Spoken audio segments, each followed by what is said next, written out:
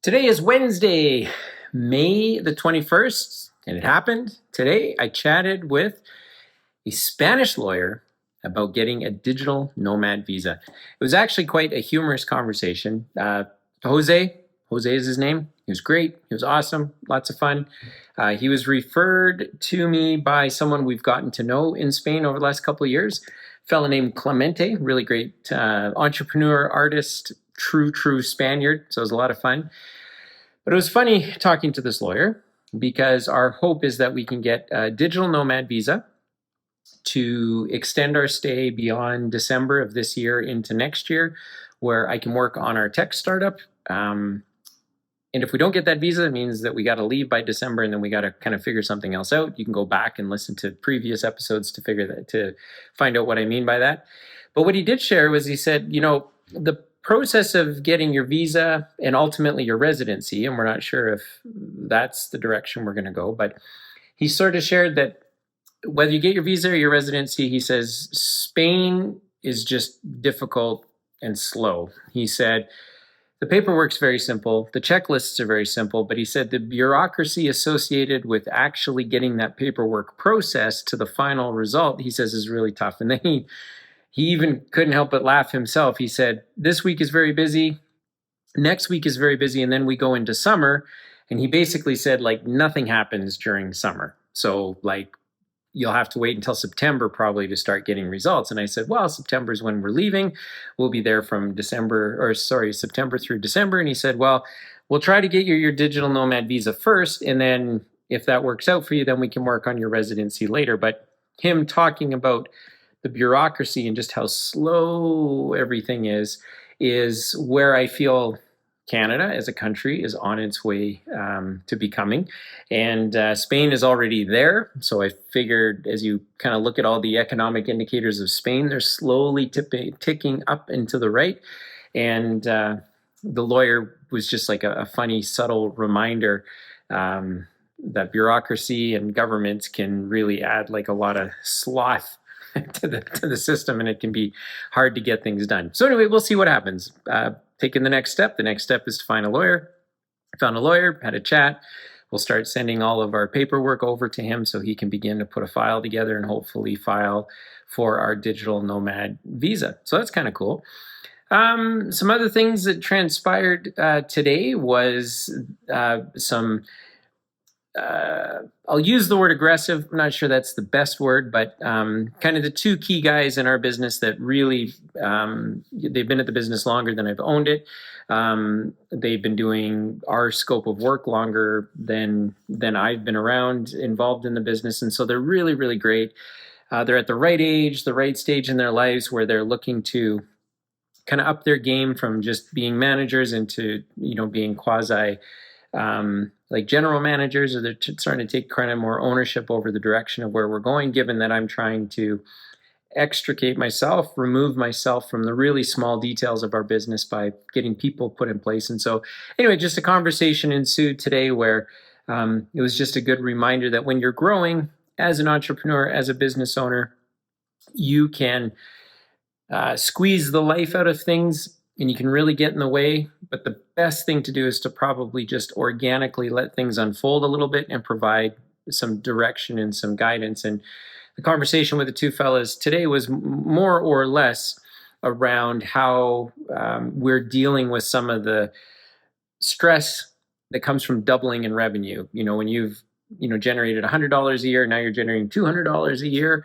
but at $100 a year, you were already maxed out. Going to 200 doesn't happen in one big step. When you're growing your business, it has to be a series of small steps. And if you've got the right leader, as I happen to think I am, then you're able to anticipate where the challenges might be and then begin to work towards fixing them. And so one of the solutions that I've put in place is just going to take some time to play out. It's going to not happen immediately. It's going to just take some perseverance. And we're in the people business, and people are by default imperfect. So that means that it's unreasonable to think that things that people are doing are going to be perfect. And so for our two guys that are really at the tip, the pointy end of the spear, at the tip of the spear, forcing our business up to double in size this year, are also having to work through some of the challenges that are coming with that growth.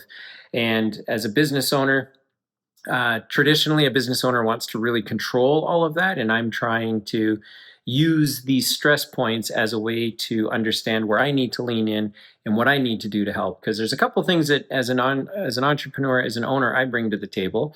One of them is I can multitask, and most entrepreneurs, I think, can. And so I can do multiple things at once, but I can also do them really, really fast. And so while I can't do that 365 days a year, while we are transitioning from where we were to where we are going, I'm able to help patch in a lot of those gaps. The challenge is making sure that I'm not the one being relied upon. So as I fill in a gap, I have to make sure that I've either put a really great process in place, I've used some technology. So I've been busy programming over the last week just to tighten up a few things. So you've either got the right people or we've got the right technology in place to make sure that I'm now not one of the crutches that the business is leaning on, that we have the right people doing the right job the right way. So today was just a conversation about that. And as a business owner, you, I think, have two choices. You have the choice to squeeze the life out of something and meddle with it and really mess it up and create resentment because you're nervous that something's going to go off the rails. Or you can come alongside your team and serve them. And again, if you listen to some of the past episodes, hopefully you know my opinion on that. And I am ultimately there to serve everybody on our team, even though I'm the owner and I carry the risk and the responsibility of what happens with the company. That, in my eyes, doesn't mean I get to sidestep helping out our team and being the most useful person to them. And it helps. I really enjoy the members of our team. And so I'm looking, this today was just a reminder that as you grow, growth doesn't come easily. It does take breaking a few things. I've always said what got us here won't get us there. And for us, there looks like doubling our revenue, doubling our top line. And so it's quite reasonable that we will have double the problems and double the challenges. But my responsibility as an entrepreneur owner is to anticipate what's going to happen, get ahead of those things happening so that I can fix those things and begin to put longer term solutions in place. And then to ensure that I'm demonstrating through my actions and how I work that my team can trust that when I say I'm going to do something, I get it done. And it's not for my benefit, it's actually for the collective benefit of everyone. And I'm always surprised when I talk to entrepreneurs that don't see the world that way. You know, the entrepreneur that says, I took the risks, I took the capital, screw the people that work for me, they should just be grateful to have a job. You know, that's not building a great business. I think building a great business is one that requires everyone's understanding that everyone is required, that nobody stands above anybody else.